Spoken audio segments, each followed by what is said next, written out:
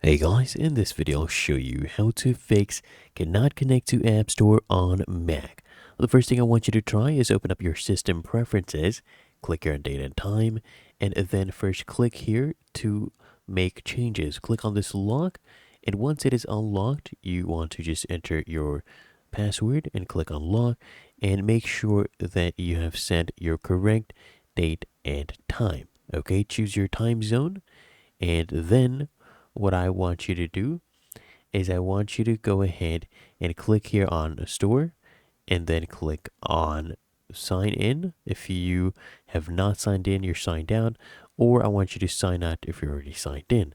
What you can also do is you can try and deleting any trash you have. Make sure you delete this, empty your trash, go ahead and delete. And of course, the last thing you can try is go click on about this Mac, and if there's any software updates, make sure you do the updates. Really that easy. If you found this helpful, make sure you smash that like button and subscribe to the channel.